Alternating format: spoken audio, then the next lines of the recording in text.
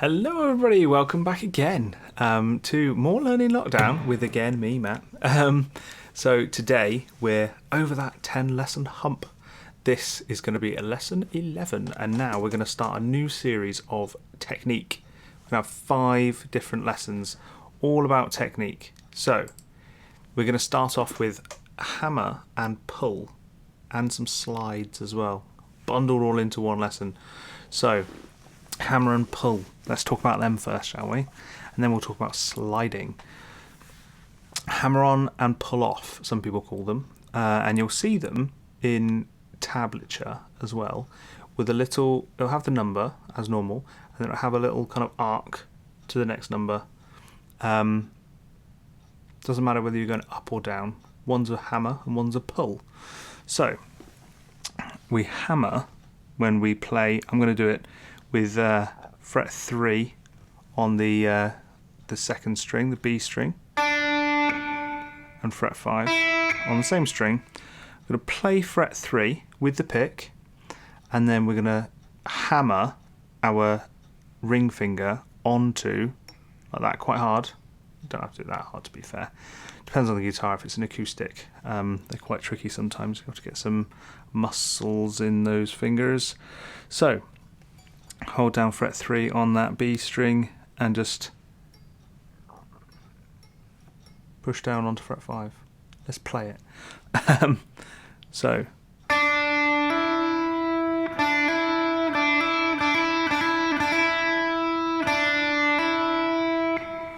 there you go. And that is a hammer or hammer on. A pull off is the same but backwards.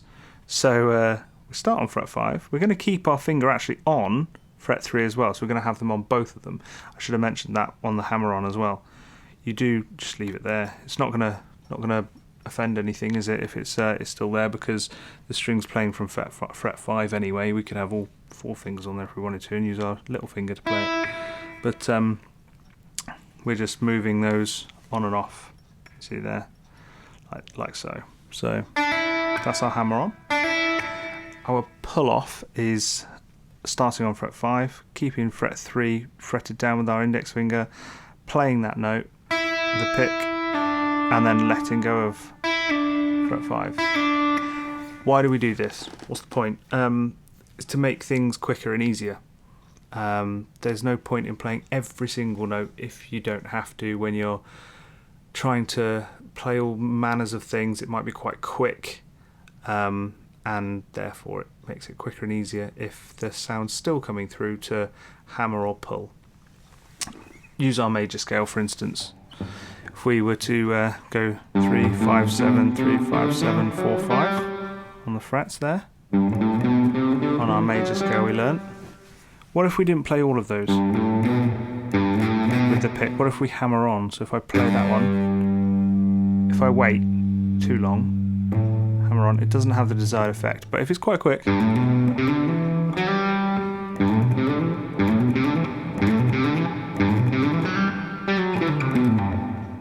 so I was just playing, I don't know whether I can do this. I've never played it like this before, but I'm playing it up here. I'm only hitting it once.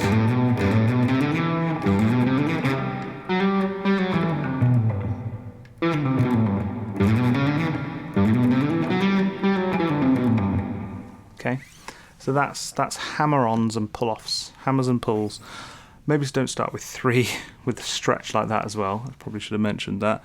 I would start index finger, ring finger, and we know that with that scale we can use 3, 5, 7, 3, 5, 7. So we could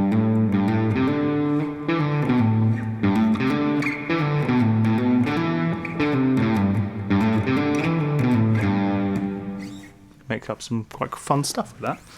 So that's a hammer on and pull off. What I wanted to mention also that's quite important in this is muting. If I weren't to mute any other string, and you can hear, there you go, that ringing. That's the frequencies in the guitar reverberating around and triggering other strings to start to vibrate as well, and then you're hearing that noise. So muting the ones, if you don't want to hear them, you might want to hear them, but if you don't, you definitely want to get into the habit of being able to mute. Some of it comes from your fretting hand, some of it from your picking hand. We're going to start thinking about muting with our picking hand, because it's, I think, better. So let's move this way. When I'm playing this, I'm firstly resting my palm on the lowest strings, and then when I'm playing, I'm making sure that that string isn't being rested on by the edge of my little finger here. So I'm just resting on it there, just up enough so that I'm muting at least the lowest three. You know, there might be a one string gap there. That's not going to make too much noise, but at least we're muting as many of them as we can.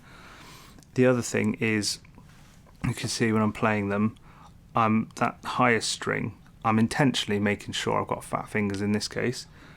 Usually trying to avoid that, but in this case we're playing the string, and I'm quite happy to rest my hand quite vertically on the fretboard here, because I know then that my finger, the bottom edge of this index finger, is going to be resting on that highest string, on the first string, and it means that, again, we're not going to be getting any sound. By the time you get to this fret, it doesn't matter if this one's on all of them really, because if it's just resting on them, none of them are going to play, apart from that one, because I'm resting this finger, my index finger, on all of them and just playing the one that I would like. So there's a lot of there's a bit of muting going on there, but just practice lots. Now the other thing that I promised you in this video is slides. These are cool. I like slides. So a slide is when you move into a note. So if we went from fret 3 again on that B string, on that second string, to fret 5, but this time instead of a hammer, you can use any finger. Little finger's going to be the weakest one, but I'll use my ring finger. Start on fret 3, we want to end up on 5. All we're going to do is play that note and then keep it fretted down, hold it and slide up. You don't have to play any fret hard. You don't have to, hopefully, I would say, just don't fret down hard at all.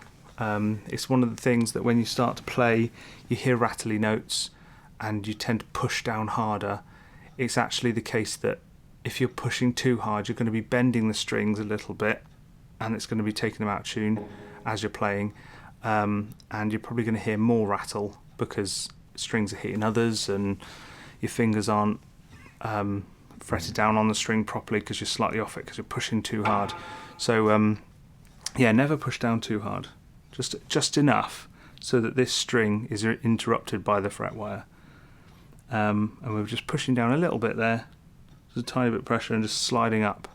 If you push down too hard, you'll hurt your fingers quite a lot, especially when you start out. You end up not having too much hard skin on the end of your fingertips. As the more and more you play, they get rounded actually, and it gets quite hard.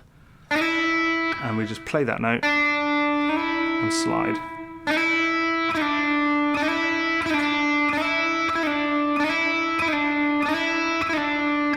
Yeah.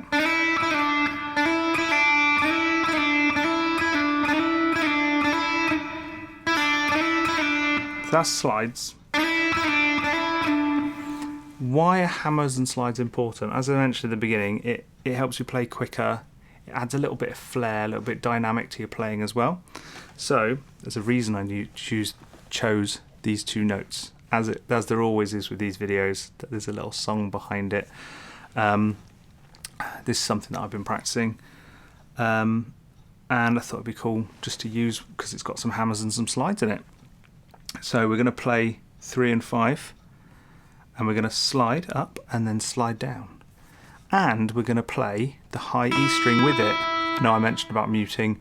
We're not going to mute that string at the moment. We're going to play it with it because it makes it sound quite cool. By the time we get here, these two strings are in tune because we tune with fret 5, right? But when we're here, they're not. There's a little bit of discordance there. But as we slide,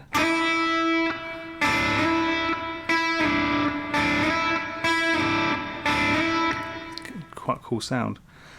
You'll recognise this, I hope.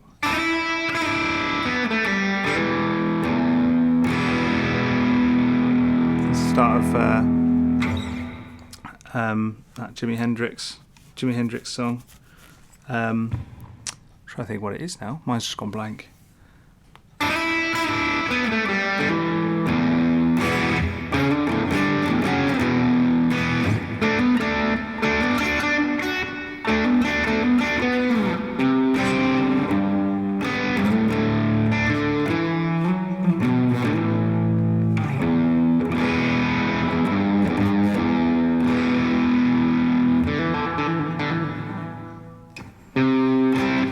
It. So it starts off quite a lot of hammers and pulls in that. So you can see we're, and then fret 4, 2 and open on the G string.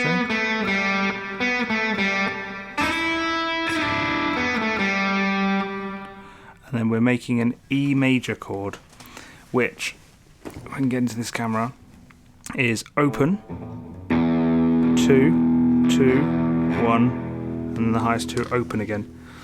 So we end up with that E major chord. And we're playing all of the strings open, and we're hammering onto them.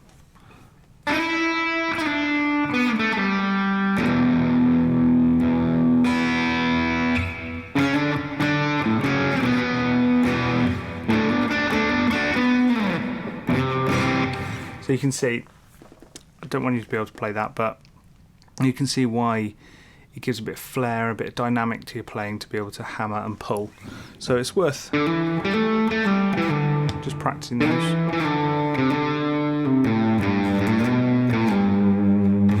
You can start playing around with that G major scale that we were messing around with.